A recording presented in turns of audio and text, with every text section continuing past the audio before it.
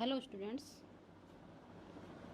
मैं डॉक्टर प्रेम चारण आपका YouTube channel में स्वागत करती हूँ। आज हम रीट यानी राजस्थान अध्यापक पात्रता परीक्षा के सहायकों के कुछ महत्वपूर्ण प्रश्नों का अध्ययन करेंगे।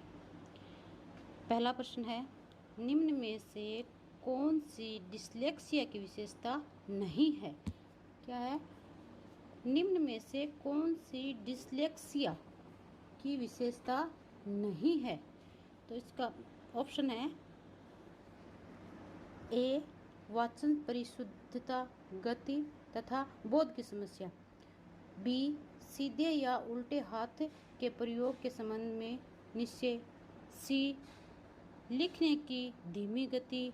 और डी है छपे हुए शब्दों को सीखने और याद करने की कठिनाई। तो इसमें क्या पूछा? डिस्लेक्सिया की विशेषता नहीं है, तो नहीं में क्या आएगा? सीधे और उल्टे हाथ के प्रयोग के संबंध में निश्चय। अगला प्रश्न है, निम्न में से सशक्त अभिप्रेरणा सीखने का प्रभावशाली घटक है? सशक्त अभिप्रेरणा सीखने का प्रभावशाली घटक है। ऑप्शन नंबर ए, इससे बालक स्वस्थ रहता है। बी, ध्यान करता है। सी, शीघ्र सीखता है। और डी है प्रसन्न रहता है। तो इसका आंसर क्या होगा? सी यानी शीघ्र सीखता है। शीघ्र सीखता है। प्रश्न नंबर 3, हस्तशिल्प की शिक्षा दी जानी चाहिए, यानी हस्तशिल्प की शिक्षा किन बच्चों को दी जानी चाहिए? ऑप्शन नंबर ए है मंदबुद्धि बालकों को। बी है पिछड़े हुए बालकों को। सी है सामान्य बालकों को। और डी है प्रखर बुद्धि बालकों को। इसका आंसर क्या होगा? मंदबुद्धि बालकों को, यानी ऑप्शन ए सही है। मंदबुद्धि बालक है, उनको कौन सी शिक्षा दी जानी चाहिए? हस्तशिल्प की शिक्षा दी जानी चाहिए। अगला प्रश्न है, छात्रों में चोरी करने की आदत को कैसे दूर किया जा सकता है? यानी छात्रों में चोरी करने की आदत है, उसको कैसे दूर किया जा सकता है? ऑप्शन नंबर ए, बालकों को पारितोषिक करके। बी, उदाहरण देकर। सी, ताड़ना देकर। और डी है सजा देकर। यानी 4 ऑप्शन है, इनमें से कौन सा ऐसा कारण है ऑप्शन है जिसके द्वारा हम अगर कोई बच्चा चोरी करने की आदत में पड़ा हुआ है तो उसको दूर किया जा सकता है? तो उसका आंसर होगा उदाहरण देकर। यानी हम उदाहरण देकर बच्चे की कोई भी कुआदत होती है, जैसे मान लो चोरी करना है, झूठ बोलना है, तो ये सब आदतों को हमें छुड़ा सकते हैं। अगला प्रश्न है, प्रतिभाशाली बालक की पहचान करने के लिए हमें सबसे अधिक महत्वपूर्ण क्या है? यानी प्रतिभाशाली बालकों को पहचान करने के लिए हमें सबसे अधिक महत्व किस पे देना चाहिए? तो ऑप्शन नंबर ए है अभिभावकों के मत को। बी है वस्तुनिष्ठ परीक्षणों के परिणाम को देना चाहिए। सी है शिक्षक के निर्णय को देना चाहिए। और डी क्या है? समुदाय के विचारों को देना चाहिए। तो इनमें से सबसे जो सही यानी जो सबसे सटीक या अधिक महत्वपूर्ण है वो कौन सा है? वस्तुनिष्ठ परीक्षणों के परिणाम को देना चाहिए। अगला प्रश्न है, निम्न में से कौन सा तनाव को कम करने का अप्रत्यक्ष ढंग है? क्या है? अप्रत्यक्ष ढंग है, यानी जिसके द्वारा हम तनाव को कम कर सकते हैं। अप्रत्यक्ष ढंग पूछा है, तो इसका आंसर क्या होगा? अप्रत्यक्ष में आता है उदात्तीकरण। क्या होगा इसमें? ऑप्शन नंबर ए है विश्लेषण और निर्णय। ऑप्शन बी है रुकावट को दूर करना। ऑप्शन सी है दूसरों लक्ष्यों को प्रतिस्थापन करना। और डी है उदात्तीकरण। तो इसका आंसर क्या होगा? उदात्तीकरण। उदात्तीकरण के द्वारा हम तनाव को कम कर सकते हैं, ये इसका अप्रत्यक्ष ढंग है।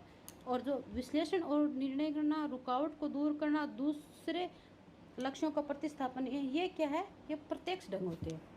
अगला प्रश्न है, बालकों को मुफ्त और अनिवार्य शिक्षा का अधिकार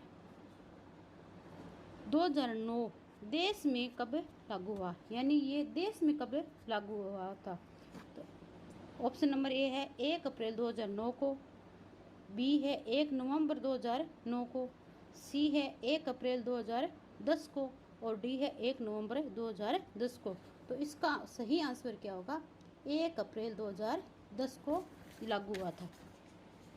1 अप्रैल 2010 को लागू। इसका याद करने का तरीका ये कि जब 9 पूछ रहा हो आपको तो आप 10 पे टिक लगा देना। ये किस में है? देश में लागू किया गया था। अगला प्रश्न है NCF 2005 में कला शिक्षा को विद्यालय में जोड़ने का उद्देश्य है। यानी NCF में कला शिक्षा को विद्यालय में जोड़ने का उद्देश्य है। यानी जो 2005 में जो नया पाठ्यक्रम बनाया गया था उस पाठ्यक्रम में कला शिक्षा विषय को जोड़ा गया था। तो उस कला शिक्षा विषय को जोड़ने के पीछे कारण क्या था? ऑप्शन नंबर ए, सांस्कृतिक विरासत की प्रशंसा करना। ऑप्शन नंबर बी, छात्रों के व्यक्तित्व और मानसिक स्वास्थ्य को विकसित करना। ऑप्शन नंबर सी है केवल ए सही। और ऑप्शन नंबर डी उसमें है ए और बी दोनों सही। ये इसमें थोड़ा सा यहाँ पे मिस्टेक हुई है, ये सी है और ये डी है। तो ऑप्शन नंबर डी क्या है? ए और बी दोनों सही। तो इसका सही आंसर क्या होगा? ए और बी दोनों ही सही माने गए हैं कि छात्रों के व्यक्तित्व और मानसिक स्वास्थ्य को विकसित करना। और अगला क्या है? छात्रों के व्यक्तित्व और मानसिक स्वास्थ्य को विकसित करना। ये क्या है? थोड़ी सी प्रिंटिंग में मिस्टेक हुई है। अगला प्रश्न है जब बालक की परीक्षा द्वारा मापी हुई योग्यता का सही मूल्यांकन में स्थायित्व होता है तब उस परीक्षा को क्या कहते हैं? यानी जब बालक की परीक्षा द्वारा मापी हुई योग्यता के सही मूल्यांकन में स्थायित्व होता है तब उस परीक्षा को क्या कहते हैं? वैधता। ऑप्शन नंबर बी है वस्तुनिष्ठता। तीसरा है विश्वसनीयता और डी है उपयुक्त में से कोई नहीं। तो इसका सही आंसर क्या होगा? विश्वसनीयता। यानी जब बालक की परीक्षा द्वारा मापी हुई योग्यता का सही मूल्यांकन होता है, जब इसका सही मूल्यांकन होता है तो वो क्या होती है? विश्वसनीयता मानी गई है। क्या मानी गई है? विश्वसनीयता। अगला प्रश्न है ब्लैंक में मापन की भूमिका सब सीखी हुई कुशलताओं, ये इसमें थोड़ी सी मिस्टेक दी गई है, हुई कुशलताओं में निष्पादन का एक संपूर्ण अवलोकन देती है। यानी प्रश्न क्या है कि निम्न में ब्लैंक दिया हुआ है उसमें मापन की भूमिका सब सीखी हुई कुशलताओं में निष्पादन का एक संपूर्ण अवलोकन देती है। ऑप्शन नंबर ए निर्माणात्मक मूल्यांकन, बी में है योगात्मक मूल्यांकन, सी है निदानात्मक मूल्यांकन और डी है उपरोक्त में से कोई नहीं। तो इसमें क्या है? सीखी हुई कुशलताओं का निष्पादन बोल रहा है। क्या बोल रहा है? सीखी हुई कुशलताओं का निष्पादन। ये कौन से मूल्यांकन में होता है? तो क्या होता है इसमें? योगात्मक मूल्यांकन में माना गया है। ठीक है। अगला प्रश्न है अनुसंधान जो सामाजिक समस्याओं से संबंधित होता है तथा विद्यालय की जनशक्ति के द्वारा विद्यालय में क्रियाकलापों के सुधार हेतु संचालित किया जाता है वह कहलाता है। यानी वह कौन सा अनुसंधान कहलाता है? जिसके द्वारा अनुसंधान जो सामाजिक समस्याओं से संबंधित होता है तथा विद्यालय की जनशक्ति के द्वारा विद्यालय में क्रियाकलापों में सुधार हेतु संचालित किया जाता है। तो वह कौन सा हो गया? क्रियात्मक अनुसंधान। कौन सा अनुसंधान हो गया? क्रियात्मक अनुसंधान। अगला प्रश्न है गामक विकास से हमारा तात्पर्य मांसपेशियों के विकास से तथा पैरों के उचित उपयोग। यानी गामक विकास से हमारा तात्पर्य मांसपेशियों के विकास से तथा पैरों के उचित प्रयोग। तो ऑप्शन नंबर ए है मस्तिष्क और आत्मा। यानी इनमें क्या माना गया है कि एक तो माना गया है मांसपेशियों को तात्पर्य पूछा है, एक तो मांसपेशियों का विकास, दूसरा क्या है? पैरों का उचित प्रयोग। ये दो चीजें हैं, इन दोनों चीजों में पूछा गया है कि इसका तात्पर्य किससे माना गया है। तो इसमें है ए में तो है मस्तिष्क और आत्मा, बी में है अधिगम और शिक्षा, सी में है प्रशिक्षण और अधिगम और डी में है शक्ति और गति। यानी गामक विकास से हमारा तात्पर्य अगर मांसपेशियां है तो उसका क्या होगा? शक्ति, और पैरों की गाम उचित है तो वो हो गई गति। ठीक है।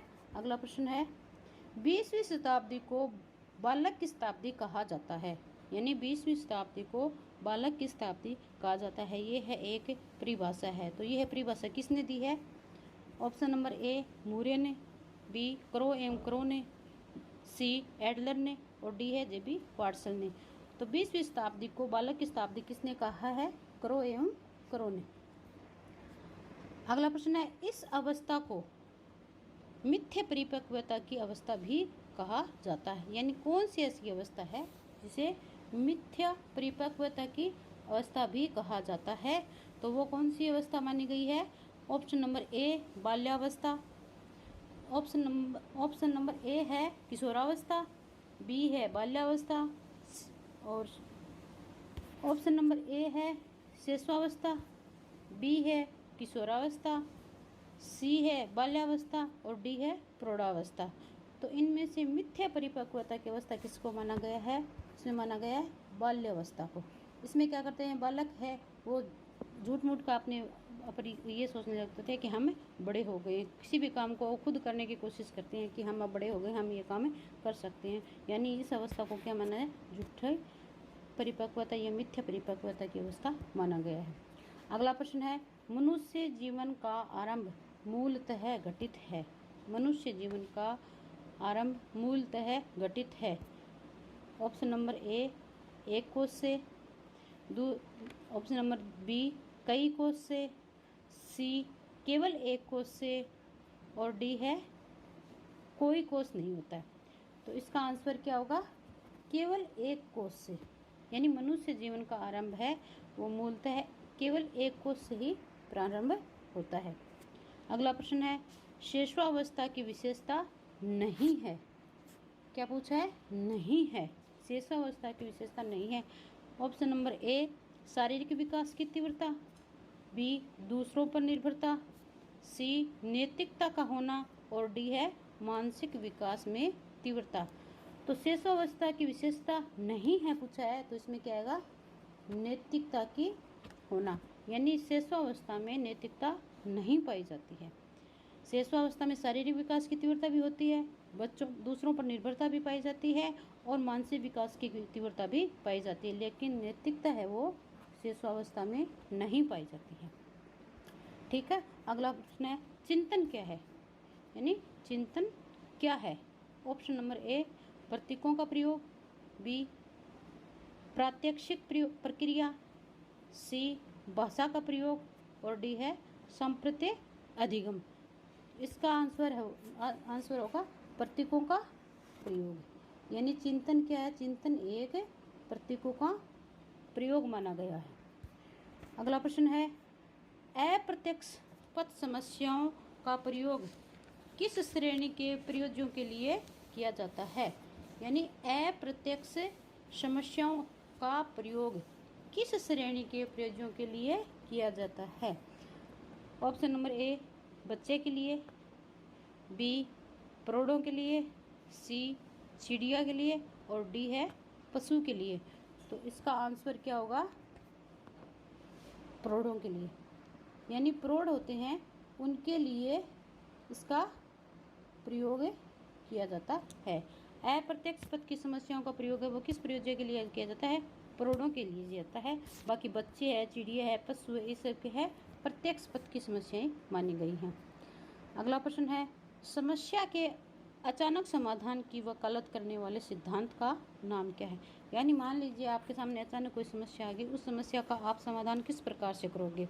तो अचानक से आई हुई समस्या का समाधान करने के लिए जो सिद्धांत दिया गया है वो सिद्धांत है सूज का सिद्धांत, जिसे कोहलर का सिद्धांत भी कहा जाता है। अगला प्रश्न है, संवेदना ज्ञान की पहली पीढ़ी है, ये है कथन किसका है? यानी संवेदना ज्ञान की पहली सीढ़ी है, ये है कथन है मानसिक विकास की, शारीरिक विकास की, सी है ध्यान का विकास और डी है भाषा का विकास। तो इसमें क्या पूछा है? संवेदना ज्ञान की पहली पीढ़ी है, तो इसका सही कथन क्या होगा? मानसिक विकास। क्या होगा? मानसिक विकास। यानी संवेदना ज्ञान की पहली पीढ़ी है, इसका आंसर क्या है? मानसिक विकास। शारीरिक विकास, ध्यान का विकास, भाषा का विकास, ये संवेदना ज्ञान की पहली पीढ़ी नहीं होती है। मानसिक विकास है वो संवेदना ज्ञान की पहली पीढ़ी मानी गई है। धन्यवाद छात्रों, आज हम इस वीडियो में केवल इतना ही पढ़ेंगे। अगली वीडियो में कुछ नए प्रश्न और इससे भी अच्छे प्रश्न है वो लाने की कोशिश की जाएगी, जिससे कि आपको रीट परीक्षा में सहायता मिल सके, क्योंकि पेपर भी आपके नज़दीक आ गए हैं। तो अच्छे से अच्छे प्रश्न लाने की कोशिश करूँगी। आप इसे सब्सक्राइब करें, शेयर करें और धन्यवाद।